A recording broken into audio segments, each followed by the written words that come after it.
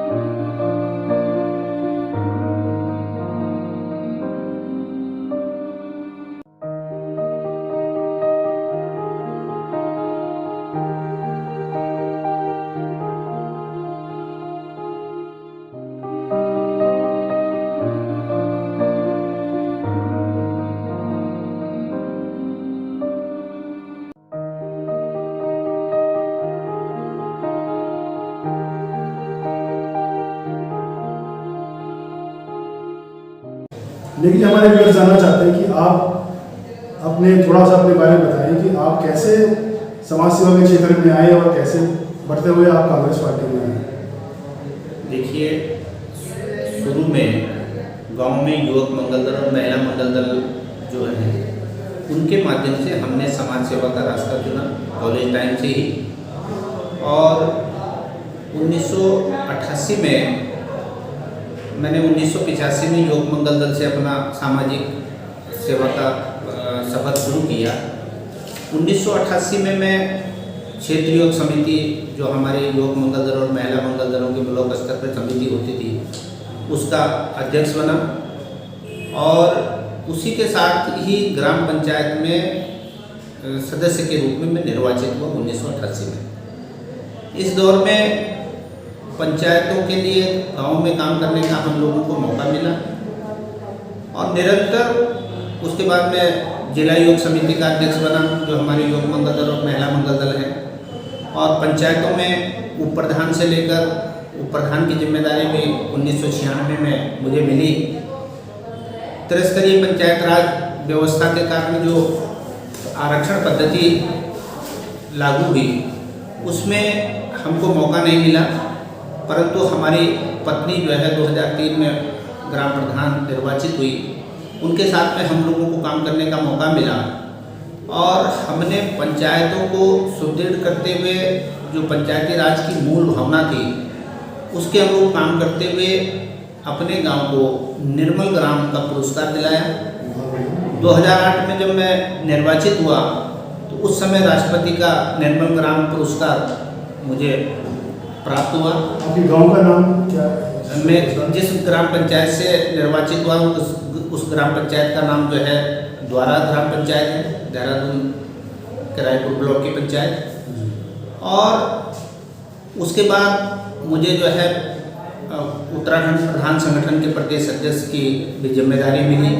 हमारे साथियों ने मुझे उत्तराखंड के स्तर पर प्रदेश अध्यक्ष बनाया और इस दौरान हमने पंचायतों के जो अधिकार थे संविधान के 73वीं अनुसूची के 73वें और 74वें संविधान संशोधन के तहत जो पंचायतों को अधिकार दिए जाने थे, उन अधिकारों के लिए संघर्ष किया। 24 दिन तक विधानसभा के बाहर 2010 में धरना प्रदर्शन किया जी। और तमाम आंदोलन इस दौरान हमने चलाए। यहाँ तक कि दिल्ली जंतर मंतर पर भी हम उत्तराखंड के प्रधानों के साथ में हम लोगों ने आंदोलन किया और जो पंचायती राज के तहत जो अधिकार पंचायतों को दिए जाने हैं उन अधिकारों के लिए संघर्ष किया। इसी दौरान 2011-12 में जो है राष्ट्रीय पुरस्कार मुझे पंचायत सशक्तिकरण का मिला। तो इस प्रकार से हम लोगों ने कार्य किया और फिर उसके बाद जिला पंचायत तक हम लोगों ने कार्य किया।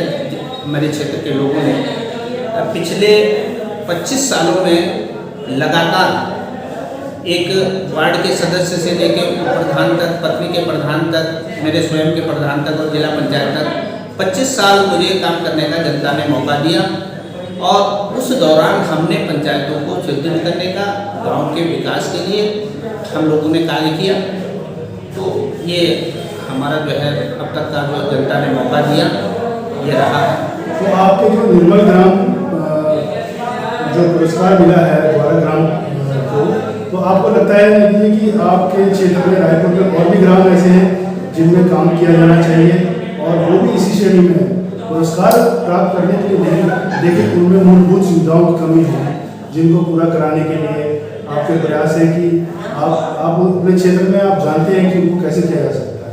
देखिए, जब राज्य बना था, राज्य बनने के बाद जो पहले पंचायत के चुनाव हुए थे 2003 में, उस समय गाँव की बहुत दुर्दशा थी, गांव में विकास कार्य नहीं थे और स्वच्छता और सफाई जो है गांव में नाम मात्र की थी। लोग खुले में शौच करते थे और हमने उस समय, आज की परिस्थितियां अलग हैं। आज अगर हम उस बात को कहें कि हमने ये काम किया तो आज के लोगों को शायद लगता है कि ये साधारण सा काम है, परंतु उस समय जो चुनौतियां हमारे सामने थी, लोग शौचालय बनाने को तैयार नहीं थे। घरों में लोगों के गांव में ये भी था कि हम शौचालय घर के अंदर क्यों बनाएं, हम तो दूर जंगल में जाते हैं, खुले में शौच करते हैं। तो उस परंपरा को तोड़ना, उसको लाइन पे लाना एक बहुत बड़ी चुनौती उस समय थी और हमने कुछ कठोर निर्णय भी लिए। उस समय हमने कहा कि जो व्यक्ति शौचालय नहीं बनाएगा, सहयोग नहीं करेगा स्वच्छता के अभियान में, उसका हम राशन कार्ड नहीं बनाएंगे, उसको राशन कार्ड कैंसिल कर देंगे। देखिए, आपने एक बात कही है कि आपके ग्राम में, गांव में खुले में शौच करने को लेकर के आपने लोगों से ये कहा कि अगर आप ये बंद नहीं करेंगे, शौचालय अपने घर में नहीं बनाएंगे, तो हम उनका राशन कार्ड नहीं बनाएंगे और उसको सहयोग नहीं करेंगे। तो क्या आपने ये नहीं सोचा कि एक अच्छा काम करने आप जा रहे हैं, लोग जागरूक कर रहे हैं, लेकिन कुछ लोग आपसे नाराज भी होंगे और आप जिस तरह से भावी योजनाएं बना रहे हैं आगे आने के लिए, चुनावी मैदान में उतरने की तैयारी है, तो वो लोग आपसे नाराज हो सकते हैं जिनके भले के लिए आप काम करने के लिए उनको कह रहे थे कि आप खुले में शौच मत कीजिए और राशन कार्ड में से होंगे। तो आप ऐसा नहीं सोचते कि आपको उससे नुकसान हो सकता है, लोग नाराज हो सकते हैं आपको, जबकि आप उनके अच्छे के लिए काम कर रहे हैं। निश्चित तौर पर उस जब व्यक्ति प्रशासनिक पद पर होता है तो निश्चित तौर पर कुछ निर्णय लेने पड़ते हैं, कुछ कठोर निर्णय भी होते हैं और थोड़ा लोगों पे दबाव बनाने के लिए, यद्यपि हमने किया नहीं ऐसा कि किसी का राशन कार्ड कैंसिल कर देते, पर हमने कहा कि अगर आप सरकार के जो ये अभियान है, राष्ट्रीय अभियान है हमारा स्वच्छता का अभियान, निर्मल ग्राम का जो अभियान है, उसमें अगर आप सहयोग नहीं करेंगे तो आपकी जो सुविधाएं भी बंद की जा सकती है। और आज जब उन लोगों को ये सुविधाएं मिल रही होंगी तो वही आज आपका धन्यवाद भी करते होंगे कि आपने हमारा निश्चित तौर पर आज समाज में तमाम जो है ये व्यवस्था हो गई है और सब लोगों के शौचालय हैं। अब उस शौचालय के जो फायदे हैं वो लोगों के सामने आ रहे हैं और उस काम को, हमारे काम को लोग अप्रिशिएट भी करते हैं। देखिए, मैं एक गांव के साधारण परिवार से ताल्लुक़ रखता हूँ और ये कुछ परमात्मा की ऐसी मेरे को प्रेरणा रही कि शुरू से ही हमने गांव में युवक मंगल दलों के माध्यम से कहीं सड़क की सफाई करने का काम, कहीं नाली की सफाई करने का काम, कहीं इस प्रकार से कुछ सामाजिक काम ये करने शुरू किए और कभी जीवन में सोचा भी नहीं था कि हम इन पदों पर आएंगे। 1988 में लोगों ने मजाक में हमारे साथियों ने मुझे जो है मेरे वार्ड सदस्य का पर्चा भरवाया। उस समय केवल मात्र जो है मेरी 22 साल की उम्र थी और लोगों ने मुझे जो है बड़े बड़े लोगों के खिलाफ जो है मुझको मौका दिया और 1995 में फिर मैं निर्विरोध बना। तो इस प्रकार से बनते चले गए, लोगों का सहयोग प्यार मिलता गया, हम आगे बढ़ते गए और जो ग्राम पंचायत की लास्ट कड़ी है जिला पंचायत तक का हमको जनता ने मौका दिया और ये जनता का आशीर्वाद ही है, जनता का स्नेह है कि हम लोग इतने सालों से लगातार पथ पे रहे और हमको जनता ने सेवा करने का मौका दिया। निधि, हम देखते आ रहे हैं अभी तक भी आप रायपुर क्षेत्र की कोई भी समस्या होती है, चाहे वो मनरेगा से जुड़े हुए लोगों के लिए हो या अभी हाल ही में आंदोलन चला था जिसमें विभाग से कुछ कर्मचारी हटाए गए थे, उनके लिए भी आप स्वयं जाके धरने पर बैठ जाते रहे और उनको न्याय दिलाने की आपने पूरी भरसक प्रयास किए, कोशिश करी। तो अब अगर आपको कांग्रेस की तरफ से कोई जिम्मेदारी मिलती है आगे आने वाले समय में, अगले साल 2022 में विधानसभा के चुनाव हैं, तो आप उसकी तैयारी के लिए अब आपके क्या प्रयास है? देखिए, हम लोग समाज सेवा से जुड़े हुए हैं और जो समाज सेवा से जुड़ते जुड़ते हम लोग कांग्रेस पार्टी में सक्रिय रूप से जो है काम करने लगे।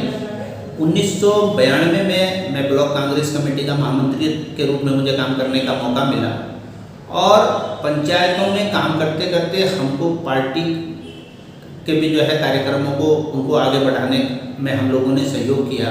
कांग्रेस के साथ जुड़कर काम करने का हमको मौका मिला और इसी क्रम में कांग्रेस का पंचायत प्रकोष्ठ का प्रदेश अध्यक्ष मुझे बनाया गया, पीसीसी सदस्य बनाया गया और इसी क्रम में अगर पार्टी चाहेगी कि हम लोग जो है हमको सेवा करने का मौका मिले, हमको सेवा करनी चाहिए, तो निश्चित तौर पर पार्टी का जो निर्देश होगा, पार्टी जो हमको निर्देश करेगी, उस जिम्मेदारी को हम निभाने के लिए तैयार हैं। देखिए, एक सवाल मेरे मन में आ रहा है कि आपने कांग्रेस पार्टी को ही के साथ ही शामिल होकर के कांग्रेस से ही क्यों चल रही है? और पार्टियां भी हैं, बड़ी पार्टियां भी हैं और क्षेत्रीय पार्टी भी है, तो आपको कांग्रेस में ऐसे क्या बात नजर आई जो आप इस समय कांग्रेस के साथ हैं? देखिए, हमारी जो पारिवारिक पृष्ठभूमि है वो कांग्रेसी है। हमारे बुजुर्ग कांग्रेस में रहे हैं और हमारे परिवार से स्वतंत्रता आंदोलन में भी लोगों ने शिरकत की है। तो कांग्रेस की जो विचारधारा है सबको साथ लेकर चलने की और इस देश की आज़ादी से लेके इस देश को विश्व के पटल पर खड़ा करने में जो कांग्रेस का योगदान है वो किसी दूसरे दल का नहीं है। रायपुर क्षेत्र में आपको इस समय सबसे बड़ी समस्या क्या लगती है कि अगर आपको कोई जिम्मेदारी मिली और आपने पूरी की तो आप सबसे पहले उस समस्या का निदान प्राथमिक तौर पर कराएंगे, वो सबसे पहले आपको मूलभूत नजर आती है, वो क्या है? देखिए, हमारे जो एक समस्या है, पूरे प्रदेश की समस्या है, रायपुर की विधानसभा के साथ ही पूरे प्रदेश की समस्या है। बेरोजगारी चरम पर है, पलायन चरम पर है। क्या बेरोजगारी दूर करने का आपका कोई प्लान है? आप क्या लागू कराएंगे, क्या करेंगे? देखिए, एक विधायक के रूप में जिस व्यक्ति को विधानसभा में जनता चुन करके भेजती है उसका काम जो है सदन में प्रस्ताव लाना, सदन में चर्चा करना, उन ज्वलंत मुद्दों को उठाना, ये बहुत महत्वपूर्ण होता है। जब तक कोई विधायक, कोई निर्वाचित जनप्रतिनिधि उन मुद्दों को नहीं उठाएगा, उन पर चर्चा परिचर्चा नहीं होगी, उनका कुछ समाधान नहीं निकलेगा, तो निश्चित तौर पर मैं कह सकता हूँ कि कुछ होने वाला नहीं है। आज पलायन जो है बहुत बड़ी समस्या है। पलायन होकर के हमारा जो रायपुर विधानसभा का क्षेत्र है या जो देहरादून का क्षेत्र है वो सीमेंट और कंक्रीट की बस्ती में जो है तब्दील होता जा रहा है। यहाँ का पर्यावरण खराब हो रहा है, यहाँ की खेती चौपट हो रही है। अच्छा, अगर हम देखिए छोटी सी बात करें कि केवल और केवल पूरे उत्तराखंड को नहीं, रायपुर विधानसभा क्षेत्र में आपको पलायन रोकना है, उसके लिए आपका पहला प्रयास क्या होना चाहिए कि आप क्या कहेंगे कि ऐसा करो, इससे थोड़ा? देखिए, हमारे पास तमाम जो नैसर्गिक संसाधन हैं, पर्यटन के जो हमारे क्षेत्र हैं, उन क्षेत्रों को विकसित करना, तमाम ऐसे क्षेत्रों को चिन्हित करना कि यहाँ पर जो है रोजगार के कोई साधन खुल सकें, कोई इंडस्ट्री यहाँ पर आए। इस प्रकार से जो हमारे लोकल उत्पाद हैं, उन लोकल उत्पादों को तमाम हमारे जो पर्वतीय क्षेत्र हैं वहाँ से आने वाला जो उत्पाद है, उन उत्पादों को हम कैसे विपणन उसका कर सकें, उनको कैसे हम उनसे कोई कच्चा माल के तौर पर उनको इस्तेमाल कर सकें और उसको आगे हम बढ़ा सकें। तो ये मार्केटिंग भी हो और जो कच्चा माल हमारे पास उपलब्ध है उसके लिए हमारे कुछ ऐसे उद्योग लगने चाहिए क्षेत्र में, जिन उद्योगों के बदौलत वो कच्चा माल जो है वहाँ उपयोग हो और आगे उसका प्रोडक्शन हो करके लोगों को रोजगार मिले, लोगों की आर्थिकी बदले। ये बहुत ज़रूरी है। मेरा एक सवाल ये है कि आपको कांग्रेस पार्टी आपके कार्य को देखती हुई आगामी चुनाव का विधानसभा चुनाव का टिकट प्रदान करती है, लेकिन हम और रायपुर विधानसभा क्षेत्र की जनता आपसे जानना चाहती है कि आपको ही क्यों विधानसभा का टिकट दिया जाए रायपुर का। ऐसी क्या खास मुद्दे हैं, पॉइंट है जो आप उसके लिए एंटाइटल होते हैं कि आपको ये टिकट दिया जाए? देखिए, निश्चित तौर पर पार्टी में कई सारे लोग होते हैं और सबकी अपनी अपनी क्षमता है, सबके अपने अपने विचार हैं, परंतु मेरा कहना ये है कि मैं पिछले 32-33 सालों से समाज सेवा में हूँ। 25 साल लगातार पंचायतों का प्रतिनिधित्व किया और इस दौरान जो हम लोगों ने, जो हमारी एक पीड़ा है, जो हम लोगों का सोच है कि क्षेत्र में जो हमारे कमियां हैं उन कमियों को कैसे दूर किया जाए और निश्चित तौर पर जो हम लोगों का इतना अनुभव है उस अनुभव का हम लोगों को लाभ दे सकें। तो ये इसलिए हम चाहते हैं कि हम लोग जो है, हम लोगों को पार्टी मौका दे। अक्सर राजनीतिक दलों में ऐसा होता है नहीं जी कि वो चुनाव की पूरी तैयारी कर रहे होते हैं, विधानसभा टिकट पाने के लिए उनकी बड़ी प्रबल दावेदारी होती है, लेकिन एन मौके पर टिकट कट जाता है, कोई और दावेदार सामने आ जाता है, पार्टी उन्हें देती है। अगर ऐसी परिस्थितियाँ आती हैं तो क्या आपका क्या रिएक्शन होता है उसमें? देखिए, हम लोग तो पार्टी के सिपाही, अनुशासित सिपाही हैं। हम लोग, पार्टी भी देख रही है कि हमारा कितना संघर्ष है, हम जो पार्टी के जो कार्यक्रम हैं उनको कितना फॉलो कर रहे हैं, समाज सेवा के क्षेत्र में हमारा कितना योगदान है। इन सब बातों को देखते हुए हम लोग चाहते हैं कि पार्टी हमको मौका दे और अगर पार्टी ये समझती है कि हमसे ज़्यादा कोई व्यक्ति दूसरा योग्य है तो फिर पार्टी का निर्णय है, हम लोग पार्टी के निर्णय के साथ हैं। देखिए, ये बहुत अच्छी बात कही सूरज सिंह नेगी जी ने कि वो पार्टी के साथ हैं, पार्टी के सच्चे सिपाही हैं और हमारी भी शुभकामनाएं हैं कि नेगी जी जिस विचारधारा के साथ अपने क्षेत्र में काम कर रहे हैं और जो भावी योजनाएं बता रहे हैं उससे ऐसा एहसास होता है कि अपने क्षेत्र में कुछ करना चाहते हैं, विकास करना चाहते हैं और उसकी धरातल पर पूरी होने वाली योजनाएं वो भी आपके पास है। केवल हवा में ऐसा कुछ नहीं है, बयानबाजी करके ही वो अपना राजनीतिक कैरियर को शुरुआत की है, उन्होंने आगे बढ़ रहे हैं और पुराना रिकॉर्ड भी है। तो हम उम्मीद करते हैं कि कांग्रेस की तरफ से आपको जरूर मौका दिया जाए। सबको देखते हुए जनता भी आपकी यही चाहती है। नेगी जी, और आप अपने क्षेत्र की जनता के लिए कुछ संदेश देना चाहेंगे? मैं आपके मिशन न्याय न्यूज चैनल के माध्यम से रायपुर क्षेत्र की जनता से एक ही निवेदन करना चाहूँगा, एक ही संदेश देना चाहूँगा कि आगामी चुनाव में आप प्रत्याशी को देखें, पर इनके साथ साथ एक विधायक की जो सोच है उस सोच होनी चाहिए, उसका विजन होना चाहिए। एक विजनरी व्यक्ति को, एक शिक्षित व्यक्ति को, विजनरी व्यक्ति को आप जो है आगे लाएं। ये मेरा जो धन कुबेर हैं जिन्होंने गलत तरीके से धन कमाया है उनको दरकिनार करें और एक सच्चा सिपाही जो है, एक साधारण कार्यकर्ता को जो सच्चाई और ईमानदारी पे चलता हो उसको आप आगे लाएं। ये मेरा रायपुर की जनता से संदेश है, उनसे निवेदन है।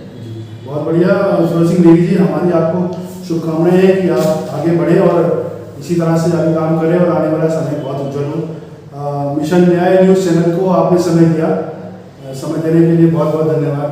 धन्यवाद, आपका भी बहुत बहुत धन्यवाद।